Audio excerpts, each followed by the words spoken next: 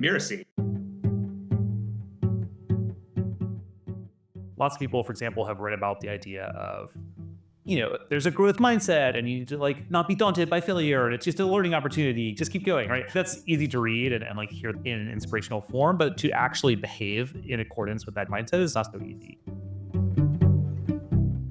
Hello and welcome to Course Lab, the show that teaches creators like you how to make better online courses. I'm Ari Emi, the Director of Growth at Mirasee, and I'm here with my co-host, Ed Crystal, the co-founder of Rizuku. Hey there, Ari.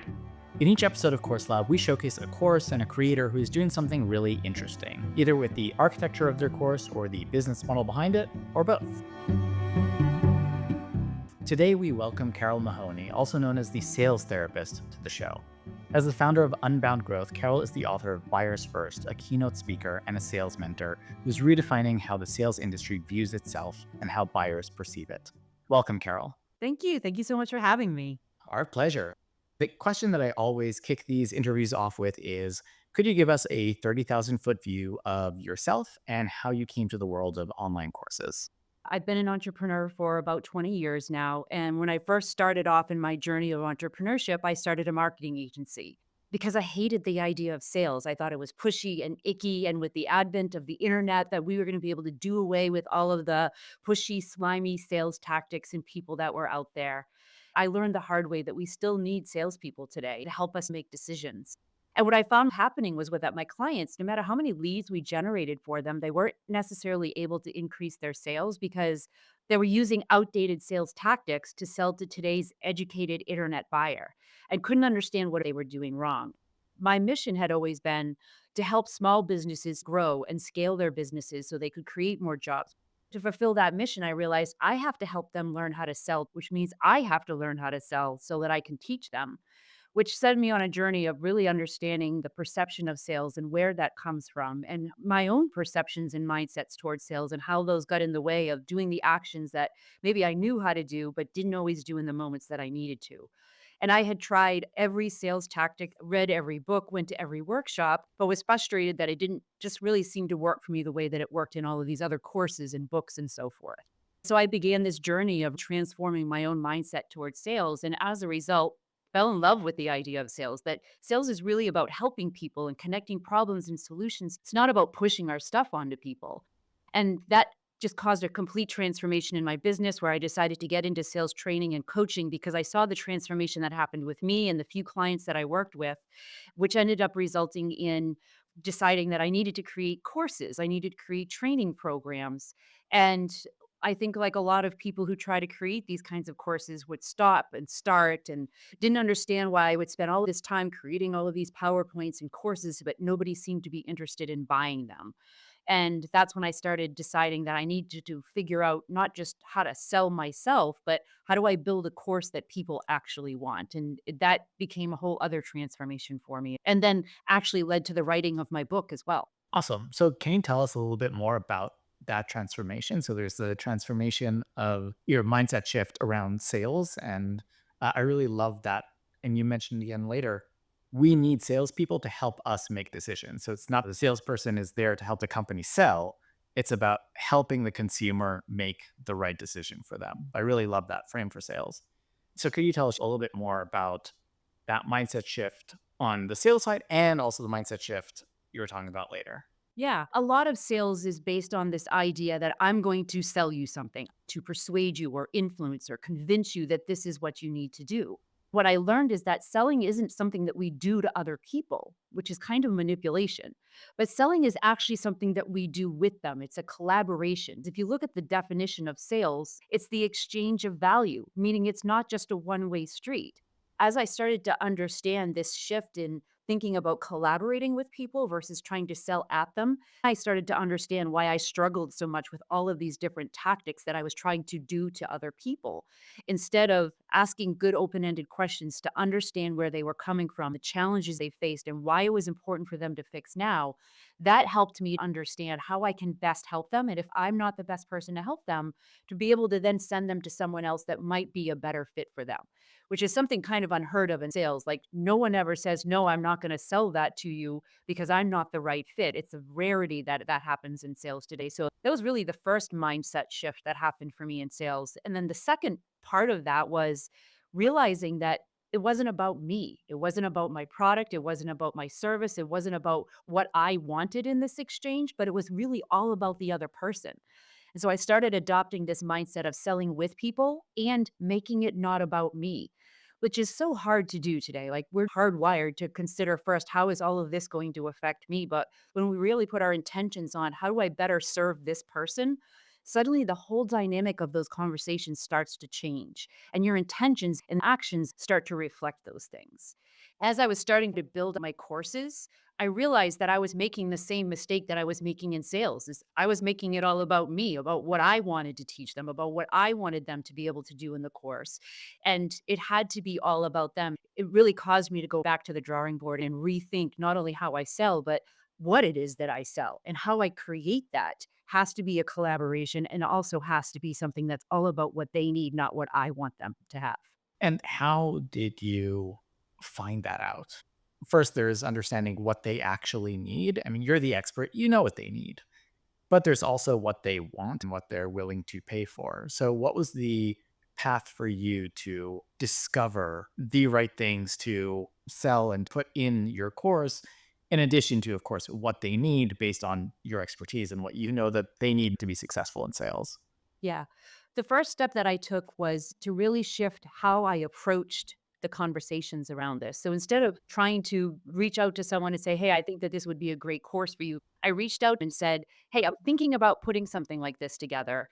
And it's exactly for people like you, or you have this expertise in this area. I would really love your feedback on this thing that I'm working on so that I can make it as relevant and as impactful for people as possible." And what I found is that people were more than willing to tell me what they thought, what they wanted, what they felt about certain things, what their biggest challenges of that was, which then made me also realize that a lot of these questions I was asking to understand what to put in my course were also the same questions I needed to ask in my sales conversations. And what was really surprising is that as I started going through that process of asking people their greatest challenges and the things that they tried before, what made them decide to go in that direction, what did you try and how did it turn out, what went well and what didn't go well, and why do you think that is? I started learning that the things I thought were most important in the course were not the things that everyone else thought were most important. For example, one of the modules in my course is about setting personal goals that are meaningful and can align to your values. This was a necessary step because what I'm asking people to do in this course or this training program was to change their behaviors. And behavior change 101 starts with what's in it for you. Where are you trying to get to? What are the goals for you? We don't necessarily want to go through a change unless we've identified that. I thought that was almost a throwaway thing. But as I started putting people through my pilot course and collaborating with them, it ended up being one of the most valuable pieces of the entire course for people. I was surprised and dumbstruck. The fact that it had such an impact on people was unexpected, but also reminded me of that curse of knowledge. Where you know something for a while and you kind of take for granted that everybody knows that really kind of brought me back to thinking about that beginner's mindset and how I started creating these courses. Very cool. The next direction I want to go with you is our listeners are course creators. They're building courses, they want to build courses. And I'm sure that one of the things they are probably concerned about is the selling of those courses once they have built them. 'Cause, often they're experts and geek out on the content, but not necessarily on marketing or the sales process. So I want to explore with you for people who are starting the process, getting into sales for the first time. What are some tips or baseline stuff you'd like them to consider as they're starting to work on this? I think the first thing I would have people consider is the persona of the person that you're going to enroll in this course and being very detailed and specific about who is the ideal person that's going to benefit from this. It may not be something that's going to benefit everyone, but this might be a very specific thing. For example, one of the things that I learned in going through my own course was that the course and how I positioned it for business owners who had to sell versus salespeople in a company versus sales managers was different in the context of what was going to be important for them. And so when selling with them, I had to then be able to understand where their challenges lie and which parts of my course are going to resonate with them the most. I have people go through a pre assessment before they go into the course. With that, I can help them identify the modules in the course that are going to be most important. These other ones, you're welcome to go through them, but they're not going to have as much value, even though that I had, a 12 module course. When talking with a group of people or individuals, being able to identify specifically what was valuable for them rather than this is the course, everybody goes through it the same way, is being able to allow them to take their own path through it and really customize it for their unique situation, which made them feel unique and special. Everyone found different parts of it that were valuable to them. The selling of it was considering the persona and what was valuable to them, and then using my messaging and marketing to align with that, as well as the questions I asked in those sales conversations. Awesome. And then you were saying how the sales conversations align with the marketing for those people who might be considering, okay, can I just get away with only marketing and not selling directly? What are your thoughts on that?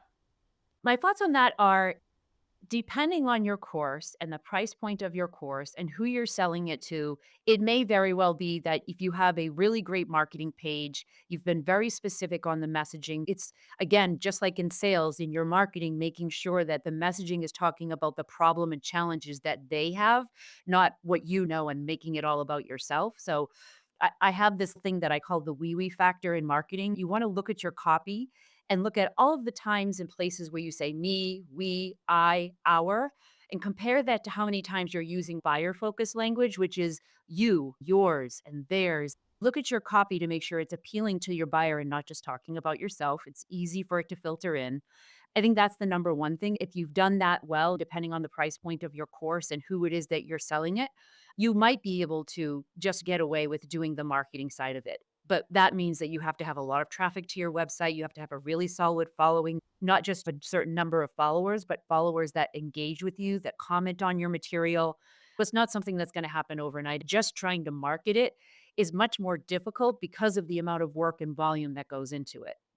Think of it as a conversation to understand, is this the right solution for this particular person? Today, we have no lack of information. There's no lack of how many hundreds of thousands of courses that are out there. What buyers today are struggling with is how do I make sense of which one is the right one for me? How many times have you had to face a decision, whether simple or complex, and you just wanted someone you could trust to tell you that you were making the right decision? Sometimes the biggest part of sales is helping people make a decision they feel comfortable and confident in, making sense of all the information that's out there, working through all of the different questions, and helping them understand how this might benefit them. And again, being brave enough and of a strong enough character to say, I don't think this is the right course for you. I think this is actually the better move for you, which instantly builds trust. I've said no to people and said, I don't think that this is the right thing for you. As a result, they've said, I appreciate you helping me make a decision that was so difficult before. And then they end up referring other people to me that are a good fit for it because now they understand what the difference is. And they trust you and like you and appreciate you. Exactly. And at the end of the day, that's the issue we have with sales. Nobody likes to think of themselves as a salesperson because nobody trusts salespeople. We always feel that, we have the used car salesman mentality that they're just trying to get us into this car and con us into it because we always have taken this approach of sales of something we do to them instead of something that we do with them as a collaboration. We don't like to think of ourselves as salespeople. We try to do everything else except sell because I don't want to be seen as that person. But again, it's not about you. I mean, I guess what strikes me there is that trust isn't there initially, right? I love the idea that you get on a call with someone and really understand their needs. If they're not a good fit for you, refer them elsewhere, that builds trust, et cetera, et cetera. But that only happens if you get them on the call, right? What a lot of course creators are struggling with is they're not getting people on calls in the first place. How would you approach building trust or getting people to take that leap to speak with you in the first place? If you're really just starting out, don't underestimate the value of your network to make introductions because a referral or an introduction is a transfer of trust. There's a transfer of that trust from one person to the other when they've made that introduction. Data shows in sales that referrals not only close for more and close faster, they also close for a higher dollar amount because of that transfer of trust. It doesn't mean that it's automatic. You still have to prove that you're trustworthy, but it makes it a lot easier than reaching out to a stranger you don't know. Starting with the first or second degrees of separation from the people you know, again, comes back to understanding who is your ideal customer, who is your ideal buyer, so that you can articulate that to your network and say, I'm looking for people who are struggling with this. Who's the first person that comes to mind? And how would you like to introduce us? And when would you might be able to do that? And helping them by giving them some simple email context that says, we were just talking about this particular situation. You came to mind. Would you be willing to talk with this person? And then making that introduction once they agree. That's the easiest way. The other way is I have found, for example, if you're on LinkedIn or social media and you have a group of people that you think could be your ideal buyers, is start to engage with them in small ways. Look at the things they're posting on LinkedIn, comment on them. Don't start pitching them. Actually, start to try to build that relationship before you say, "Hey, I'm thinking about creating this thing, and looks like this is something that you're also focused on. Would you be open to sharing your feedback with me on what I've been working on? No pitch, no sale. Just wondering if you'd be willing to share your expertise with me for 15 minutes. And then, would you like to be kept in the loop on what it is that I'm working on?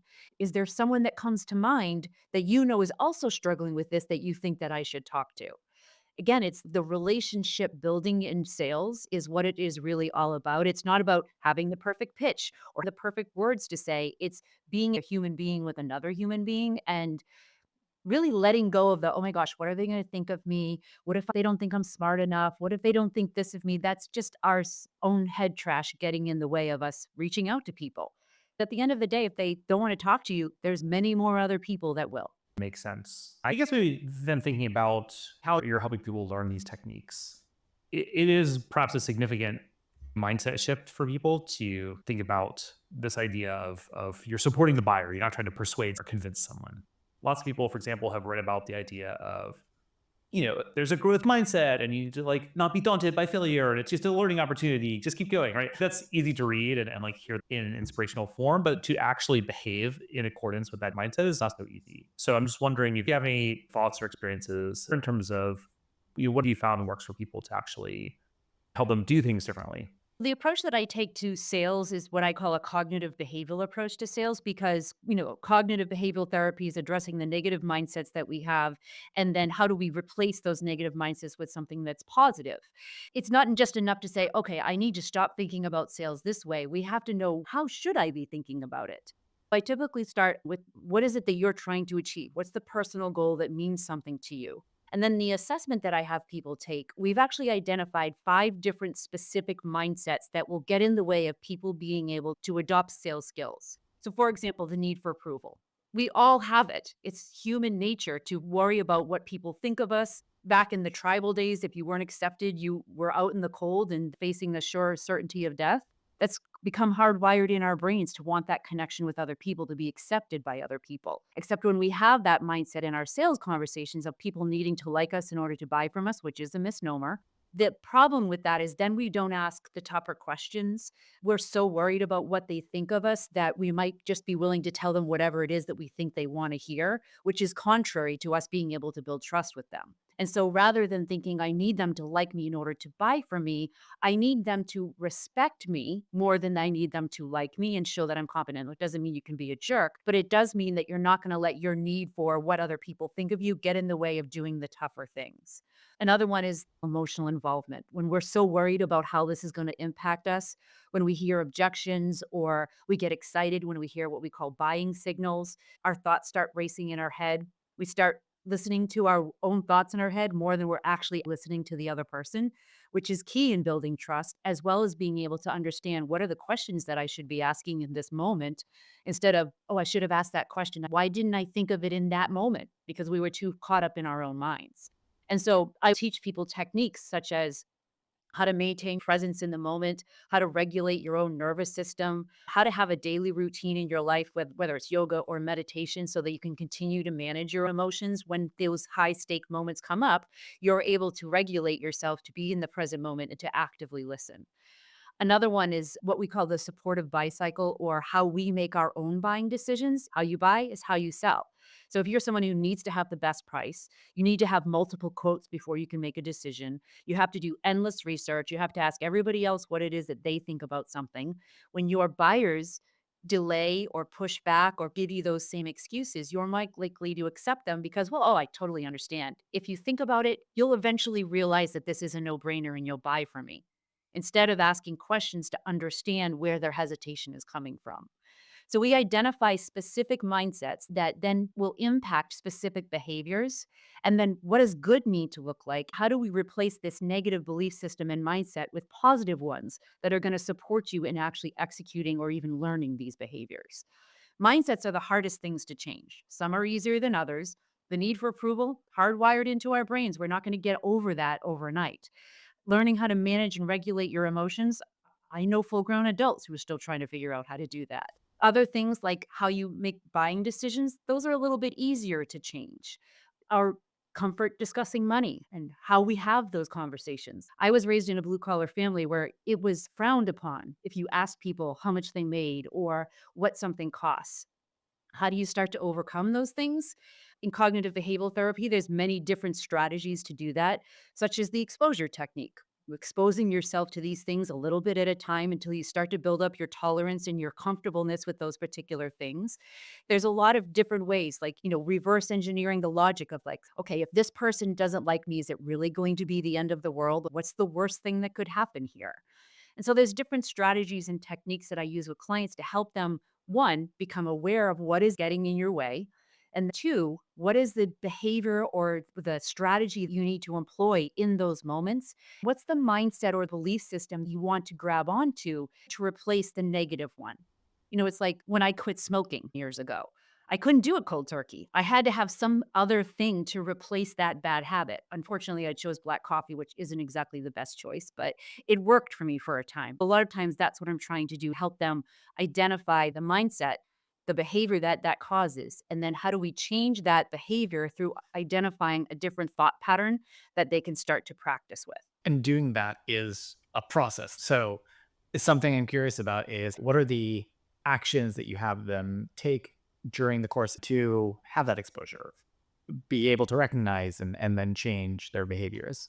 So one of the things that I have them do is examine what are the behaviors buyers are displaying right now that you in a way are causing. For example, a lot of people come to me to complain about the fact that people delay their decisions. They say they're excited about something and then they ghost us or don't reply. They delay their decisions. They find a reason not to do that. And we've actually been able to look at what is the mindset that you have and the behavior that you have that is maybe not causing it, but is making that behavior in your buyers even worse. For example, when we tell people what we think they want to hear, they don't want to share information with us because they don't trust us. We have that spidey sense. We know when people are just telling us what we want to hear. And when buyers don't trust us to share information, we're not uncovering compelling reasons for them to make decisions. They're going to delay those decisions or just stop talking to you at all. So, first is identifying what's the symptom you're seeing in your sales process and what might be the thing that you're doing that's making it worse or causing it. And then some of the other things that we'll do is look at, for example, one of the skill sets we teach is consultative or collaborative selling, active listening, asking really good questions. What are some active listening techniques that you can do? It might be repeating back what you heard to make sure that you heard it correctly, writing down the questions that they want to ask in advance so that they aren't scrambling in their brains to try to figure those out, is another thing that we'll do. One of the things that I often do with clients is we'll meet multiple times a week after we've done the course. There's a coaching component added with that. We're sitting down for 15 or 20 minutes a couple of times a week and digging into a specific conversation that they either just had, they're about to have, or that they need to have. And I will ask them questions of, all right, why do you think they reacted this way? How might you handle this differently? How are you thinking that you want to handle this? And we'll brainstorm questions and scenarios and then practice them, role playing back and forth so that they get used to the behavior before they need to do the behavior. A lot of it is repetition and practice so that they can start to build those small habits over a period of time. I typically see at about the 6 to 8 week mark of coaching and training that people start to see small wins. And that's one of the things we really focus on. What are the small wins that you can identify that are going to encourage you to keep making these changes? Maybe it's something as small as the way people react to the questions you ask, or in a conversation when someone says, I had never thought of it that way. Those are little things in the behaviors of your buyers that start to give you clues that you're on the right track. You should see people light up when they realize that they just changed the entire dynamic of a conversation with just one question. And that then encourages them that, okay, I really think I can do this. I can really actually sell without being salesy. And that encourages them to do more and more over a period of time. Not only do they finally realize that sales isn't icky, they actually start having fun with it. I'm like, who ever thought that they would have fun having sales conversations? Certainly not me, but that's what a lot of times I see happen. This is great. Thank you so much. Thank you. Ari, anything else? If our audience wants to learn more about your program, about you, what is the best place for them to go? The best place to go is my personal website, carolemahoney.com, CaroleMahoney. And then also they can go to my other website, which is unboundgrowth.com, which is really where the courses are and the programs that I teach today. All right, awesome. Thank you so much. Thanks. Great. Carole Mahoney, also known as the sales therapist, is the founder of Unbound Growth. You can find out more about her at carolemahoney.com. That's CaroleMahoney.com. And you'll find the link in the show notes. Now stick around for my favorite part of the show, where Abe and Ari will pull out the best takeaways for you to apply to your course.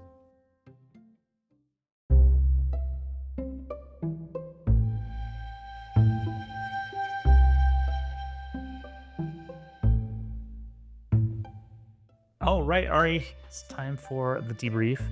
A really interesting perspective from Carole, and probably a bit different than what a lot of people think of when they think of sales training. Yeah, absolutely. And a lot of really valuable, both tactical, but also a really valuable shift in the way to look at sales. I really appreciated her framing of it. You know, we need salespeople to help us make decisions, and really framing it in the direction of it's about supporting the buyers. It's not about selling, it's about helping the buyers get to the best decision for them. And we're just there to support them in doing that and giving them all the information they need to make the best decision. I love that approach. Yeah, I mean, that was really the big takeaway. I think that getting better at sales, getting clients, it's not about like learning certain tactics. It's a shift in how you approach the process. I think the other thing that's helpful here is to think about her concept of, a cognitive behavioral approach to the learning experiences you're creating for your students, for your clients, right? What are the behaviors that people in your course or your coaching program would need to shift to be successful? And what are you doing to help them make those shifts? Yeah, it's the first time I've heard this approach framed in that way, and I find it really interesting and really helpful. Yeah. I mean, we need to be talking to more psychologists on this show. Yeah, apparently. I mean, she was very thorough in her responses. There's not really that much for us to say because she basically packaged each one as a complete thing. Yeah, she did not leave a lot out to be needing additional interpretation. A lot of value just right there in the episode. I guess that's what you get when you talk to speakers. Exactly. They know how to talk about their stuff. I have a couple of tactical stuff that she mentioned that I think is just worth highlighting and remembering and having in front of you what she called the wee factor, looking at your marketing materials. And this is a stand-in also to how you do sales, is how much are you thinking about yourself? So, looking at your emails, your sales pages, how many times are you saying me, we, I, or ours versus actually talking about the buyer? And that translates also, of course, into your sales script or whatever you do put together for yourself when you have those conversations. And just, her emphasis on understanding your buyer, understanding what are they looking for, understanding what are they needing, and asking them, having those conversations with them. So having a sense of, okay, who is this person? What is the persona that I'm really after? What is the avatar that I'm really after? But then she talked about having the conversations with them in order to understand and validate, is your understanding, is your thinking around what they want and what they need actually correct? And through that, you're able to then frame your future marketing and your future sales conversations. I think that both of those are valuable things to be keeping in mind as you're going down this path of sales. Those are both really good. That's it for me. Okay, you can find out more about Carole Mahoney at carolemahoney.com. That's CaroleMahoney.com. mahoney.com, and you'll find a link to that in the show notes, of course. Thank you for listening to Course Lab. I'm Abe Crystal, co-founder and CEO of Mirasee, here with my co-host Ari Emi. Course Lab is part of the Mirasee FM podcast network, which also includes such shows as Once Upon a Business and Just Between Coaches. If you want to hear more from Course Lab, you can follow us on YouTube or wherever you listen to your favorite podcasts. And of course, if you enjoy the show, we always appreciate a star review. It really does make a difference. Thank you, and we'll see you next time.